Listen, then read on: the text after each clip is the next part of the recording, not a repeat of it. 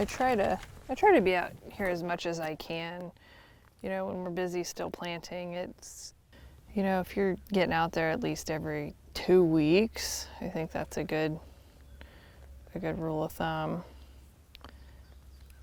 And then getting out there at those critical stages, you know, checking before pollination.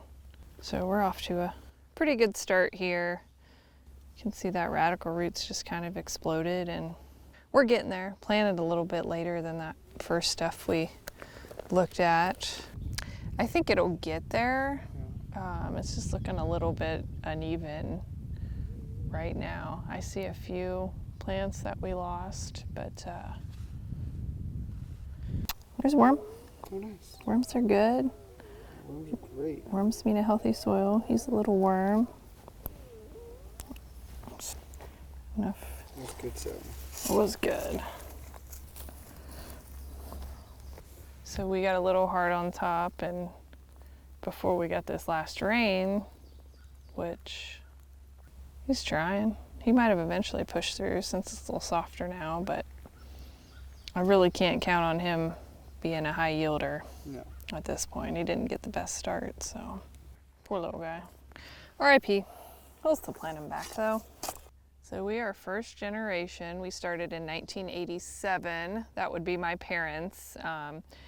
I'm actually a 5th generation farmer, but this is the first generation being on this operation. So my parents, started the operation. We used to have cows, had cows until 2008. So, you know, my life early on was feeding calves and using the bobcat and scraping manure. But we transitioned out of the dairy and we went to solely corn and bean operation 2008, and have been able to partner with landowners and grow the operation.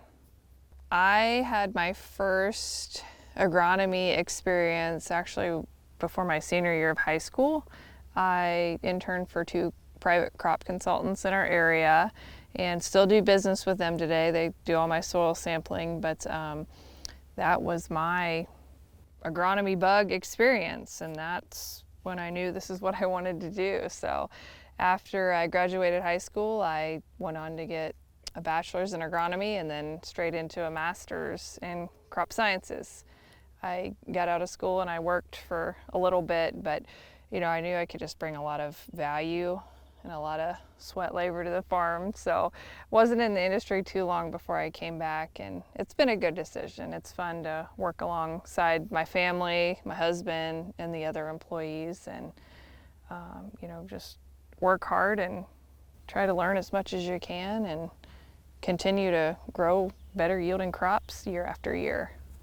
We are man farms made up of Dave and Patty, my parents, my brother Chris, my husband Ethan, and then we have some full-time and seasonal employees as well, and me.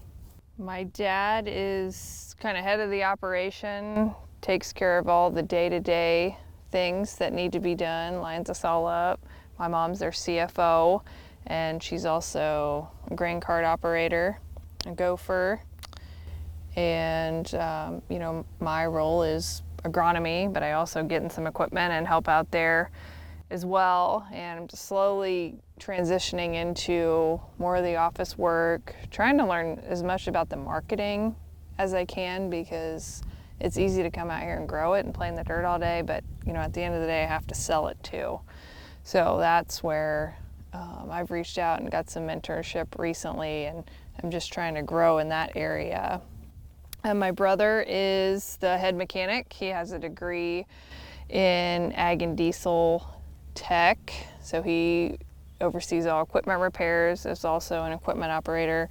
My husband is kind of our head sprayer guy. He's got a lot of background in spraying experience and also runs some other equipment as well.